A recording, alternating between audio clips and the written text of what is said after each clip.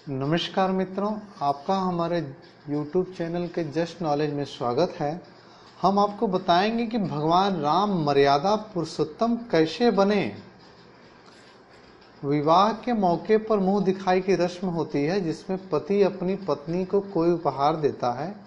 भगवान राम ने मुंह दिखाई की रस्म में देवी सीता को ऐसा उपहार दिया जिसे पाने के बाद देवी सीता की खुशी का ठिकाना न रहा और भगवान राम बन गए मर्यादा पुरुषोत्तम। भगवान राम का विवाह मार्गशीर्ष महीने में शुक्ल पक्ष की पंचमी तिथि को हुआ था।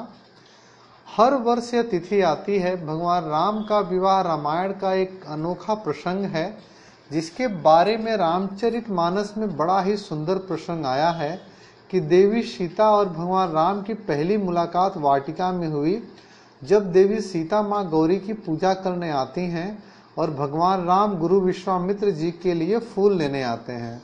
दोनों एक दूसरे को देखकर मोहित हो जाते हैं। देवी सीता माँ गौरी की पूजा करके प्रार्थना करती हैं कि उन्हें भगवान राम ही पति के रूप में प्राप्त हों।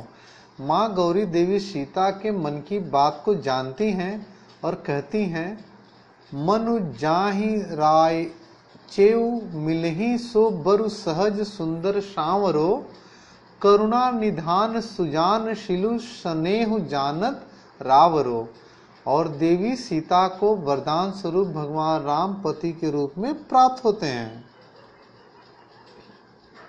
विवाह में कई तरह की बाधाएं आती हैं जिनमें स्वयंवर की शर्त और भगवान राम की कुंडली में मौजूद मंगलिक योग भी शामिल है, लेकिन तमाम बाधाएं दूर होते चली जाती हैं और भगवान राम का देवी सीता के साथ विवाह हो जाता है।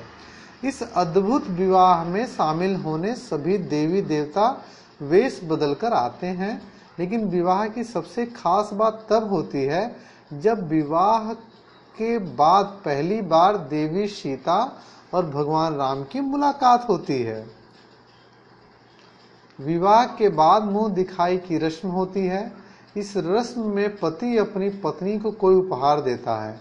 भगवान राम ने इस रस्म के दौरान देवी सीता को कोई भी भौतिक उपहार देने की बजाय एक वचन दिया। भगवान राम ने देवी सीता से कहा कि वह आजीवन एक पत्नी व्रत का पालन करेंगे। उनके जीवन में देवी सीता के अलावा कोई अन्य स्त्री नहीं आएगी। अपने इसी वचन के पालन के लिए भगवान राम ने रावण की बहन शूर्पणखा के विवाह का प्रस्ताव ठुकरा दिया।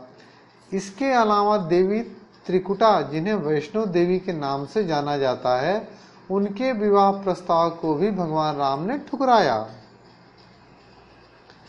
देवी सीता को दिए अपने वचन का पालन जीवन भर करने के कारण भगवान राम मर्यादा पुरुषोत्तम कहलाते हैं, लेकिन कई अन्य मर्यादाओं का पालन करने के कारण जब भगवान राम को देवी सीता का त्याग करना पड़ा, तब भगवान राम बड़े दुखी हुए और राजमहल में भी एक सन्यासी की तरह जीवन बिताने लगे थे, क्योंकि उनकी प्यारी रानी देवी सीता वन में साध्वी की भांति जीवन जी रही थी।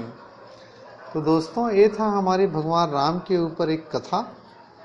आपको हमारा वीडियो कैसा लगा आप हमें ज़रूर बताएं, और चैनल को सब्सक्राइब नहीं किया हो तो सब्सक्राइब अवश्य कर लें। धन्यवाद।